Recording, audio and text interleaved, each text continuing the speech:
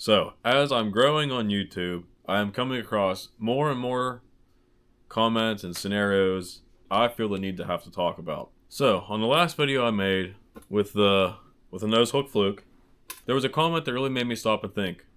Okay, I appreciate comments that make me think. As I'm growing, I realize like the potential for me to influence people and how I do what I do. I never had to think that way. I never looked at myself as an influencer.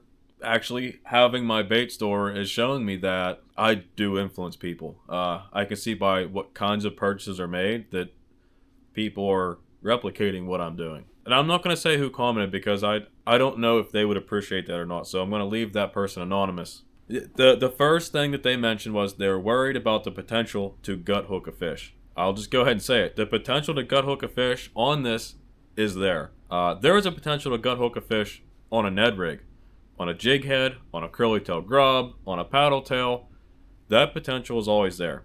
And if we want to look at this in an ethics kind of way, I'm just going to go ahead and tell you this right now. Every time you make a cast into that river with a hook on the end of it, you have the potential to kill a fish. That is something, as a fisherman, we have to understand.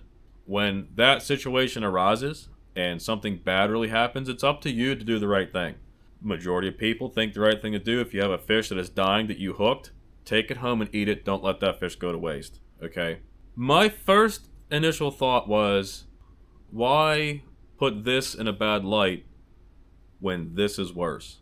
You know, we did find a solution for this. Having weight, in my opinion, is a solution to that, and it will help you from gut hooking a fish. I can only reflect on and make changes in my life based on my experiences. I'm not going to go and protest the weightless wacky rig in all my videos. I'm just simply not going to use it. Is this more risky than a Ned? Yes, it is. Is it risky enough for me to stop throwing it? No. I am not seeing that. If you watch that video, the issues with the being hooked on the bottom and bleeding pretty much happened in the beginning. I had trained myself prior to this to wait because of the EWG. So in the beginning of throwing this, my mind was thinking fluke EWG, and I was waiting a little bit. To me, that's a no-no. And now, if I feel anything, it's getting hook set. And that to me is what's really keeping this a fairly safe bait in my book. I'm not saying this is a safe bait for you guys. Okay, if you're a new person to fishing, your skills aren't refined, you are going to gut hook a fish on this. I am suggesting everyone that goes out into that water and casts their rod in that water to take responsibility for your own actions and don't blame other people. Be an adult. If you gut hook that fish, maybe you should take it home. If you gut hook that fish, quit using this. So apparently we're getting into ethics here. The most ethical person in this planet when it comes to fishing is the person that does not fish. If you're fishing, at some point you're going to kill a fish. I accidentally killed a smallmouth with a buzzbait. A buzzbait. It's a video. Hate to admit it, it happened. I took it home and ate it because I felt that's the right thing to do. I personally think this is more dangerous than this. This is a Berkeley Chopo or Whopper Plopper, all the same. Top water bait, 2 trebles.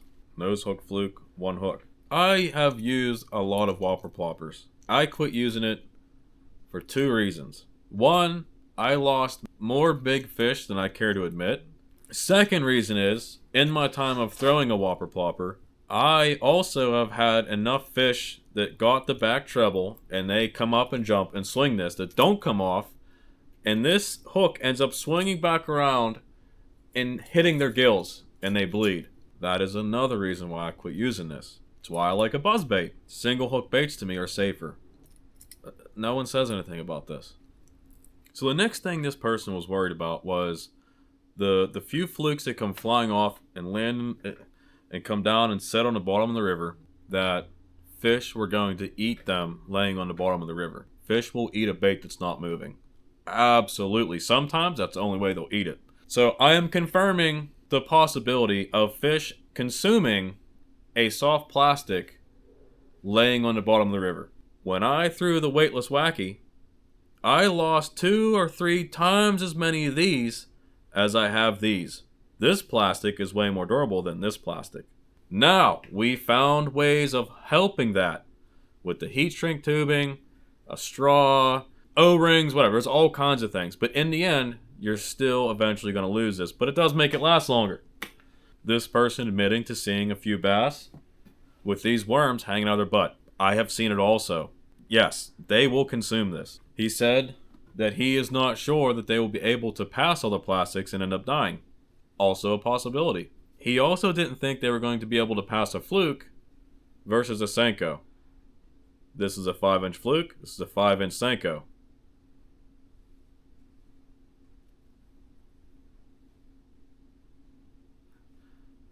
Seems to me either one's bad for him to eat. He also said that he believes if a dozen yacht fishermen start using these because of my videos, well, he didn't say that, but he's implying it, that it could be devastating to the fishery. I don't, more of a chance of gut hooking, same size. 10 times more people use this than use this. Why are we putting this in a bad light? Maybe he's talking about the Magnum fluke. Would this be hard for them to consume versus this or this? Absolutely.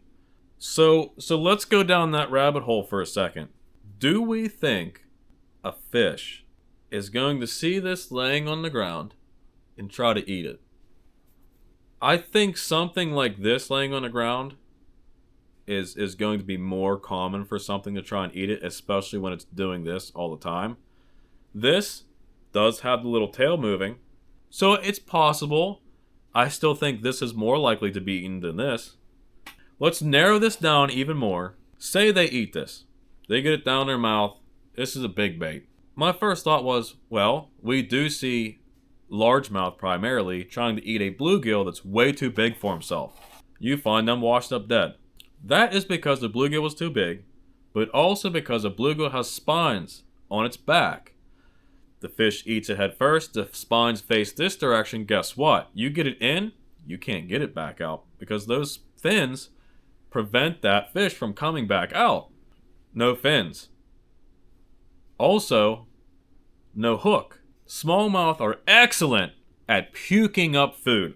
I can't even tell you how many times I caught a fish and they are puking up their breakfast or lunch, and there's just crawfish, dead fish flinging all over the river. It's disgusting. Smells horrible.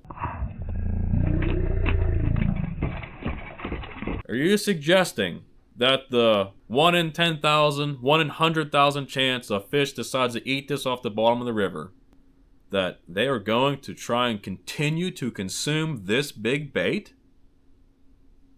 So personally, I think this is why we are seeing these hanging out of fish's butts. It's because they can process this through their digestive system. I think this is proving how this is actually better for the fish, because I think they puke this up. If they try to eat this, they're going to puke this up, ultimately making this, in my eyes, safer than this. Because this is never going to go through their system. They're going to puke it back up. As for this big, giant plastic bait laying in the river, yeah, it sucks.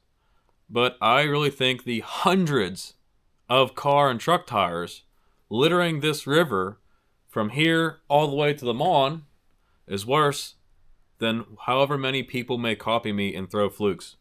The bottom line is, as a fisherman, the most humane thing we can do is leave them the hell alone. But I'm sorry, I love to fish. To me, is my God-given right to be able to fish. As long as I buy my fishing license, I'm going to go fish. All we have here are opinions. None of us are biologists. None of us are doctors. No one's ever sat and done testing on these things to know what the potential harm is. But what I'm learning is me having a YouTube channel is putting me in the spotlight for these issues. Something I didn't realize was going to be happening. But all of a sudden this year, a lot of crazy things are happening that I have to deal with. Ultimately, in my mind, I thought YouTube was going to become easier as it went, because all of the hard work and labor was up front until you get somewhere, and then it kind of just goes for you. For me, it's getting worse. I am having to answer a ton of comments that Whether I'm right or wrong, I'm feeling like I need to defend myself in a lot of comments over this last year. It's not fun. That's why this is a video, so that it's not just put out there for one person, it's put out there for all of you guys to see my point of view on this, whether it's right or wrong. It's just an opinion like everybody else's. It's good to raise awareness, but that's all I can do. I'm not going to limit myself and my fishing for fear of someone else being neglectful or criminal in their actions because of something I did. I am doing my best to teach things the correct way that I feel is correct, and there isn't much more I can do.